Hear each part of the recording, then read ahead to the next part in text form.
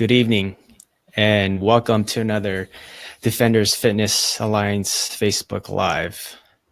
Before we get started, I want to again invite you guys to check out our Facebook group at Defenders Fitness Alliance, where we have active duty and veterans in the fitness community coming together and supporting one another in their fitness business.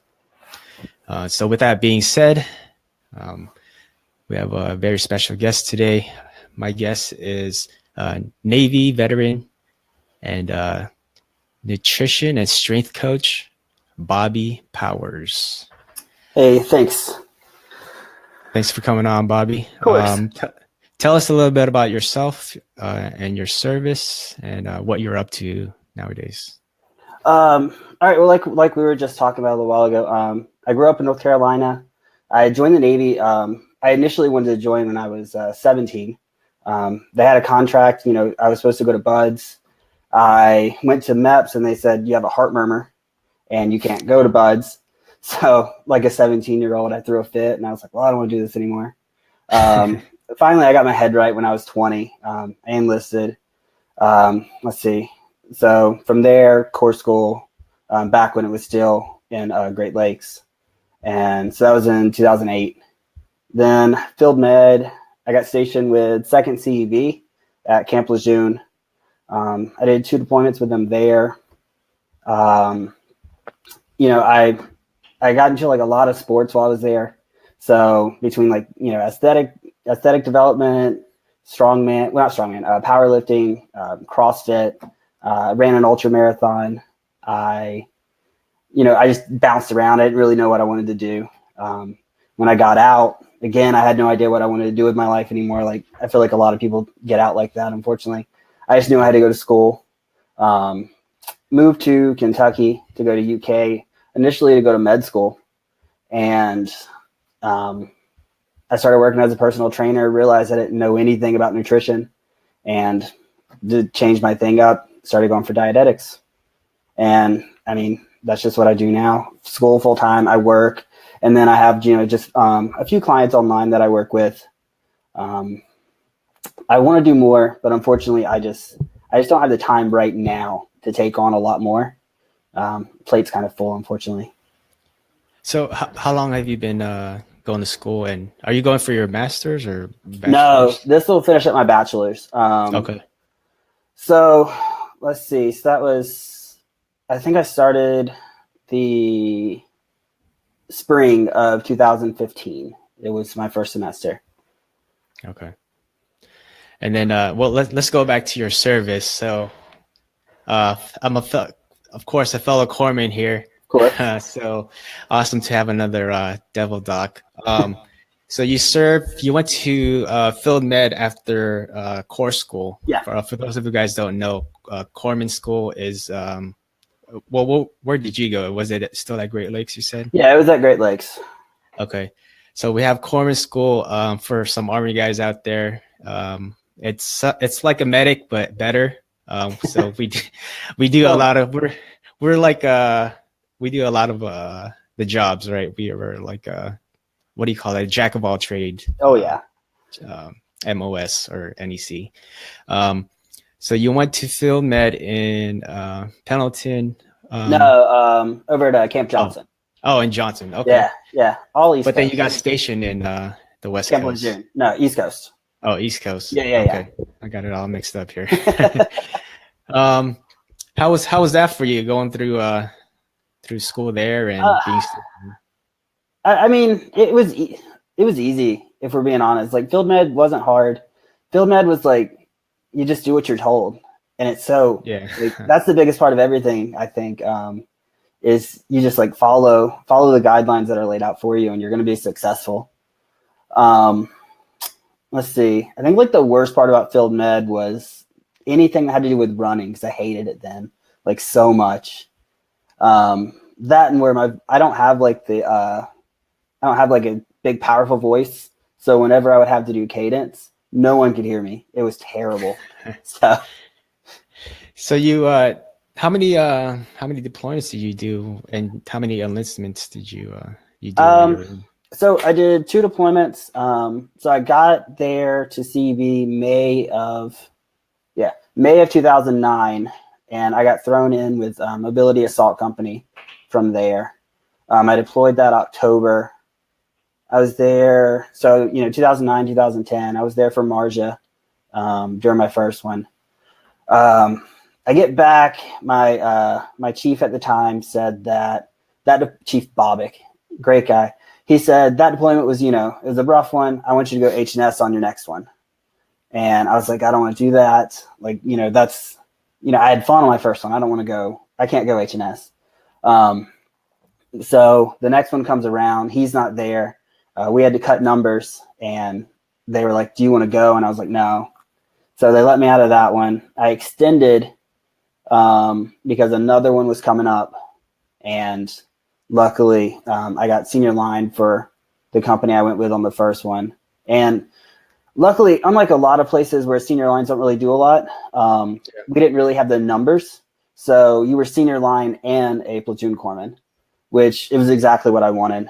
So I went back for that one, 2012, 2013, and then I got out in 2014. Okay, and then for those watching who might not know, I know we're throwing a lot of terms out there. Can you just explain to them what senior line? So senior line, basically, you get, not only do you have a platoon, which so you have your 30 Marines. You also are in charge of the headquarters for that company, and you're also in charge of the other corpsmen for that company. So it's a lot more work, a lot of training, a lot of going over their work to ensure that everything's right. Which I was lucky. I had 2 corpsmen under me that were amazing, so I didn't have to do anything for them. Like they were spot on. Outside of that, that's about it. I guess it's a lot more work, but it's a lot more self gratification as well. Okay, and then just to go back, what you were saying earlier, your first deployment was you were in the Battle of Marj. Yeah, right? yeah. And then okay. So my platoon, I don't know how we got singled out, and I'm so glad that we did. We actually got put with a operational detachment for, I guess, which again, that's like, it was an Army unit, so it was Army Green Berets, Army Delta Medics. We had some Anglico there, and there were some like some counter ops guys as well that were some real, like they knew how to mess with people, and it was pretty funny sometimes. For just to explain, for those of you guys don't know what the Battle of Marj was, there's a documentary on it. It's one of the biggest battles in Afghanistan, and like what Bobby was saying is a lot of shit went down there. So I was lucky enough to be in, day one, and I stayed there for, I think we were there for like 2 or 3 months. We ended up, again, because I was with them, we took over some drug lord's house. So we had this, 2-story house all to ourselves, compound. It was great. We just operated out of that. Man, yeah, it seems like you telling your story kind of reminds me of during my first deployment. My first deployment, I was with I was with 1-7. I was with the infantry. Oh, nice. And so my first deployment, we did suffer some casualties, but most of the time we were like you guys were doing, we were kicking doors and different country. Yeah, different doors. Yeah. Yeah, I was in Iraq. You were in Afghanistan, but and then you go home, and for those of you guys might not be familiar, but you go home, that you're gonna go back anytime soon. Like you're just going home to train, just to go back to the sandbox, and that was my whole mentality after my first deployment. I'm gonna have fun. I'm gonna do my thing, and then just go back and try to take care of the rest, right? And I got told that hey, you're staying behind. You're going to be RBE, which is a remain behind element. Which I was like, What the fuck? No, I'm not. No one wants to hear that. Yeah, no one wants to hear that, and I didn't want it. I didn't want to be one of those guys. I mean, nothing against them, but I didn't want to stay there and leave my unit behind, or leave them, or have them go without me. So luckily, one of the guys, he had some marital issues, domestic violence issues. So yeah, man, same with you. I got to I was like just rogered up and left and went with them, and got to go with them. So but I don't know how it was for you, Bobby, but I mean, how was your time with the Marine Corps? I know you being Navy, like they don't, Yeah, so everything is Navy regs, everything. So you grow your hair out because you can, because no one knows any better. So no one knows if that's right or wrong. But I mean, so my uncle was a Marine, and he's talked me out of joining the Marine Corps and to go to the Navy to be a corpsman. And because he knew how good it was. The way he explained it, he said, and I don't want to say that this how it is exactly, but he said, "You're a god." He said, "You can do whatever you want, do your thing. People are going to love you." And I was like, well, so when I get here, it's true though. It's from day one, I was treated great from day one, up until the end. So, and I stayed with the same battalion my whole enlistment. So awesome. I didn't really, they wanted me to go to a Navy command, and that was kind of the end of it for me. I was like, I don't want to do that. And I'll take my chances. That's the thing, right? I'm sure it's the same with medics. As long as you take care of your guys, they'll take care of you. They'll get your back.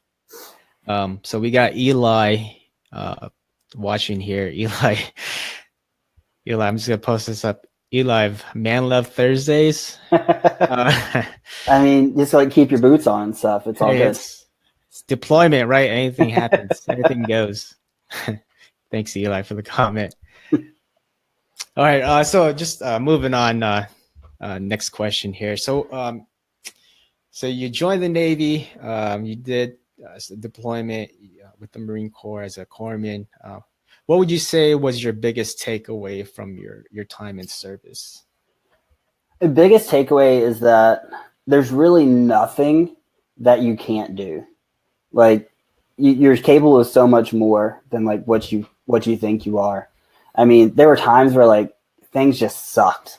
Like it was just, and all you were like, well, I'm just going to quit. And if you just keep going, it's like your body's capable of so much more than you think. I think that was my biggest takeaway when I got out.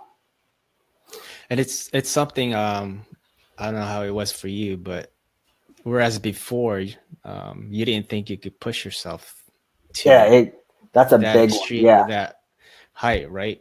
Because especially when you're deployed, there's so many things that you're asked to do that it's like you just think that I can't do this, or no, we can't. But you're thinking that in your head, but you got to do it because that's the mission and that's what's what you're tasked to do. So hey, your LT will pull it out and he's like, we're going here, and here today, and you're like, I can't walk that. Like that's ridiculous, dude. 4 or 5 hour foot patrol. I can't do it. We did it. And then where we were out clearance as well, it's for, you can go out there for, hours, but you got one guy just with a metal detector sweeping in front. So it's slow too, which was terrible for me. Hats off to those combat engineers. Yeah. Man. Awesome job. Yeah. I learned it on my second one. My first one, I was so caught up in just, medical. So on the second one, I was a lot more relaxed, and I was like, teach me the guns, teach me, how to man the crew serves. Let me learn how to sweep.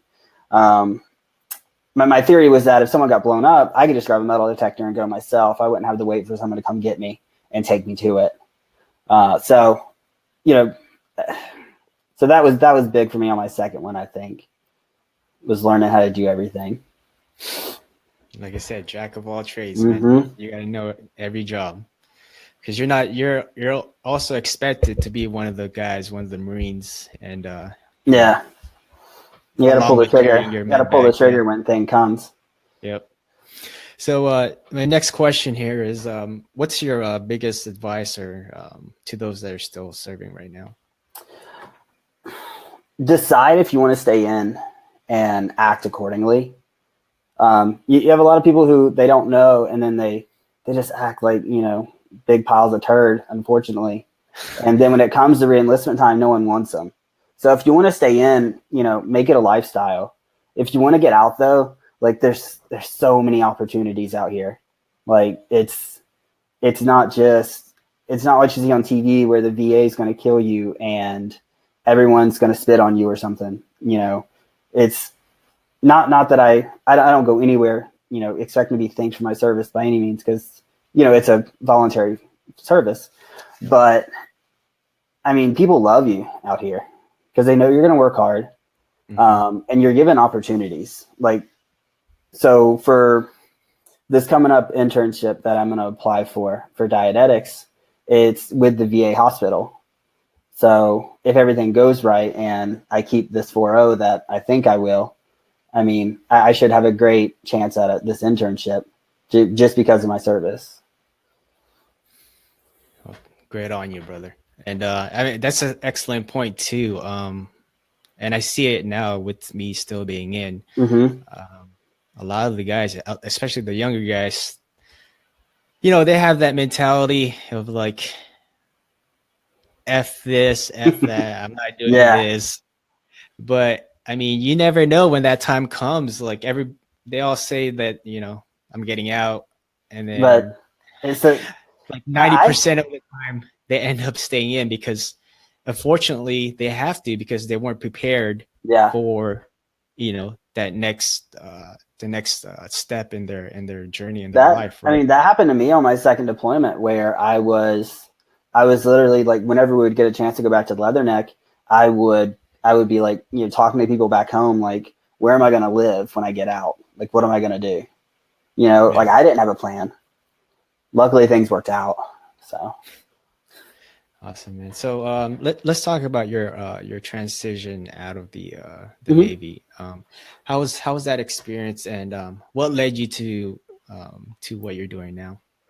um so I got out. I had a month gap before we signed the lease here in Kentucky.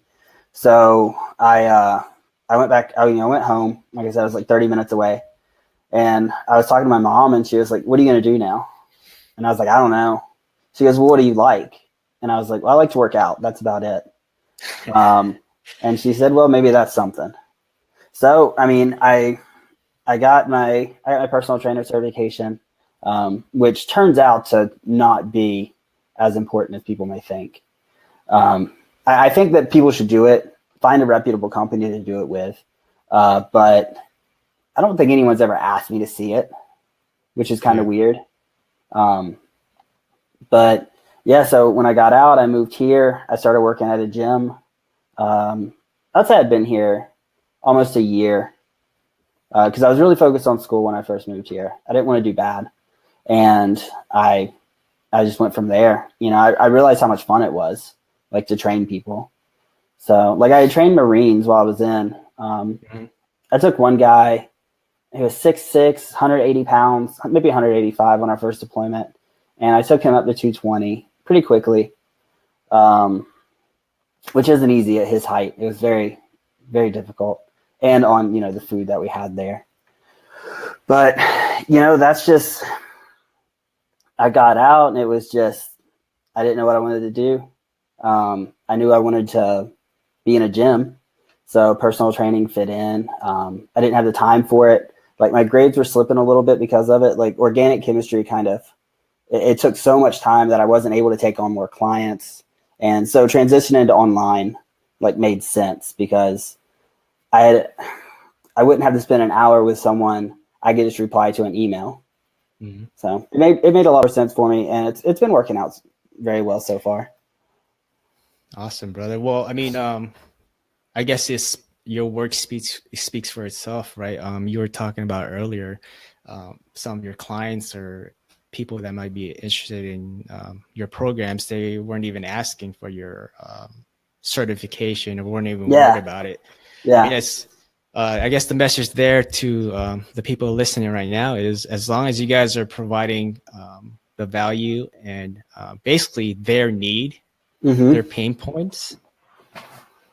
I mean, who's gonna care what what says on that paper, right? I think if you look the part and you have a certain track record, or for me, it's because I'll still call myself very new to coaching. I think it's when you talk to people, if you know what you're talking about, that's the biggest thing right there. And people can pick up on it. People can pick up when you're bullshitting them. Even if they don't know a lot about training, they can just tell by you whether you're actually telling the truth or not. Hey, that's another great point. Don't bullshit a bullshitter. Yeah. So how did your time? You talked about you were training your Marines before you got out. How did that help you with what you're doing as an online coach right now? I mean, it gave me exposure to it. Like, so I had experience training myself, but training other people is a big difference, because you actually have to learn what works for them, what doesn't work for them. And that can be difficult in the beginning. But luckily it's like just the military in general gave me, so much confidence. So like after my first mass casualty, I like nothing's impossible anymore. Like right. making it through that right there, it's everything's on the table now, luckily. So, I mean, what leads us to the next question. That was probably one of your worst moment, or the worst moment in your military career. Yeah. So what about, let's talk about with your business. What's been, I guess, the worst moment you've had so far with your online training and being as a coach? Well, I would say like when I first got started, so I've never been great at talking to strangers, like in general, but it's like then, like, because in the first gym I started at, you got your own clients. The gym didn't provide them for you. And having to like walk up to a stranger and try to sell yourself, that is like my kryptonite right there. Like, it was terrible. Like, I would walk up and it would be the most awkward thing in the world. And in my head, I'm telling myself, like, this is weird. They know this is weird. And I was just like, So I think I'm better at it now, but luckily a lot of my stuff now is like word of mouth. So, makes it easier on me.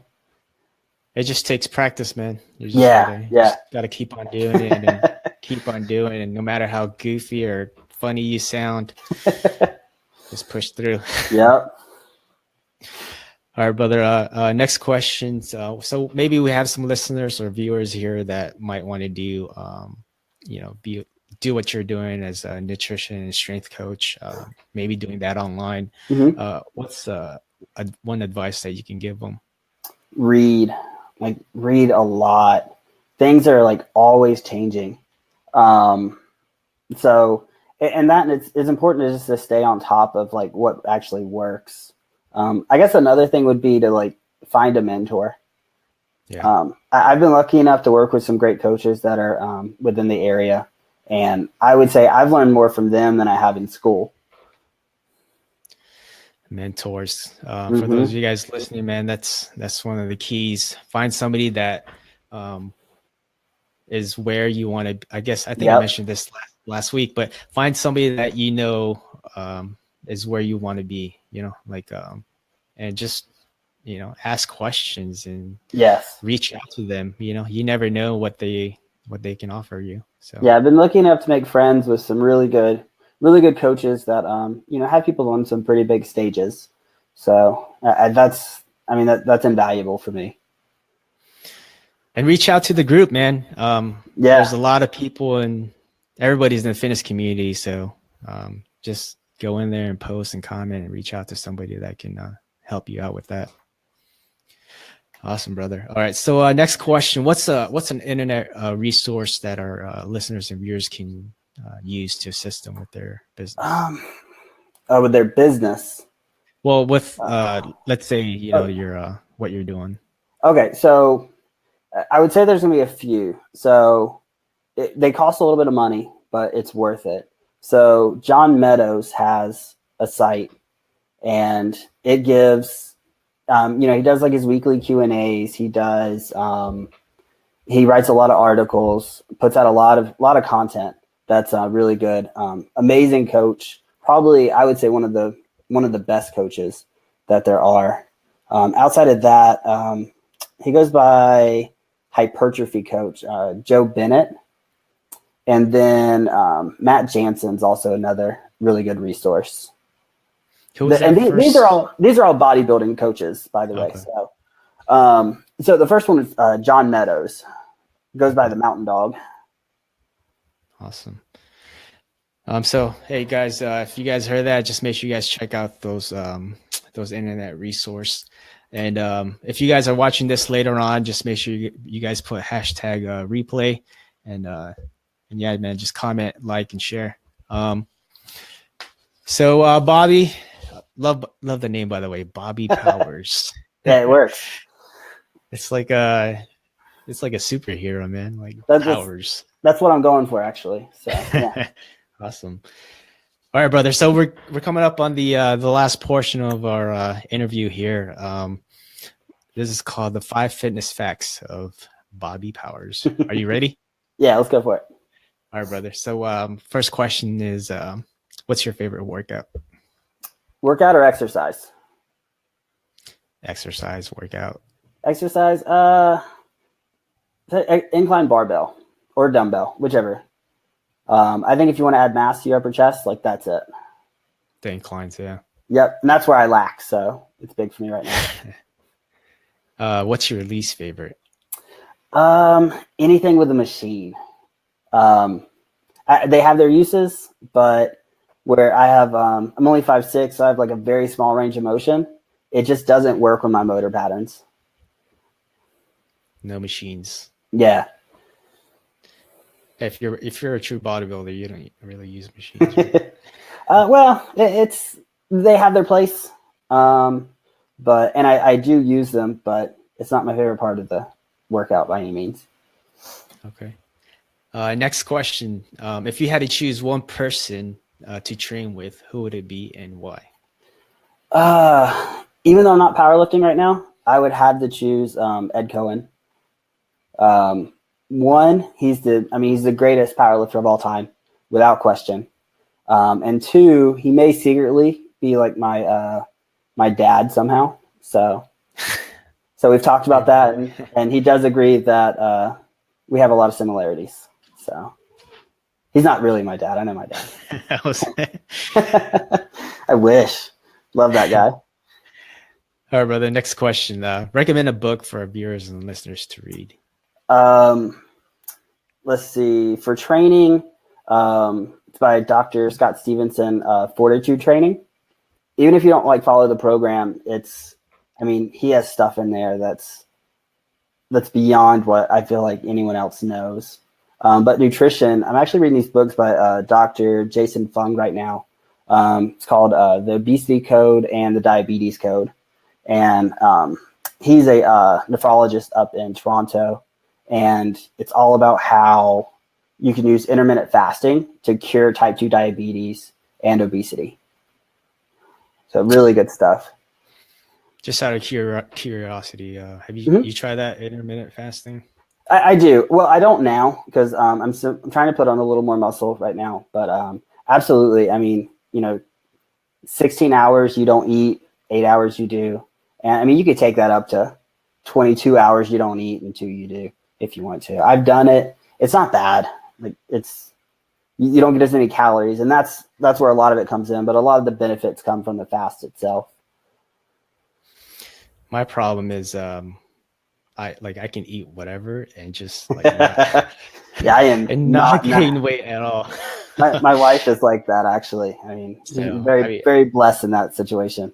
Yeah, I don't have to worry about no like intermittent fasting. All right, brother. So finally, where can our members, our viewers, where can they reach you at on social media? So let's see. Really, this Facebook page right here, or my Instagram is rbpowers87. And then my email is rbpowers87@gmail.com. But I still need to start a business page. I still need to work with, I can't think of the name, but in Vetpreneur on finalizing like logos and stuff like that. Sean Briggs. Yes. Yeah. Hey, he's awesome. He did our logo. Yeah, he has some passion for this stuff. Yeah, bro. I like it. Yeah. And hit me up, man, if you have any questions about starting social media absolutely, man. That. Yeah, it's something I don't know a lot about, so I definitely need help with it. Yeah, we'll talk offline, man. Awesome. So my final question to you is, how can I further help you in your business? Well, I think we just talked about it. It's that the social media aspect to it. I mean, you clearly, I feel like you've gathered quite a following on this page really fast. It didn't take long at all. I'm guessing you work with Anthony, right? Andrew. Oh, Andrew, yeah. Yeah. I you guys seem to, mesh. So I'm sure that's helped a lot. He seems to, he goes. Yeah, he's for those of you guys that are listening, Andrew O'Brien, he's the leader of the Vetpreneur tribe. Yeah, but as far as what you've done here, it took off. It's awesome. I appreciate it, brother. Well, it's people like you that are on the group, keeping the engagement going and providing the value for those who come in there and ask questions and needing some support. So appreciate you, Bobby, and everybody that's in the group. And if you're not on there, hey, check it out. Come join and be part of the alliance. So with that being said, Bobby, I want to thank you once again for being part of this interview and for being my guest. And I'll see you soon, brother. Thanks for having me. All right, man. All right, take it easy. All right, you too.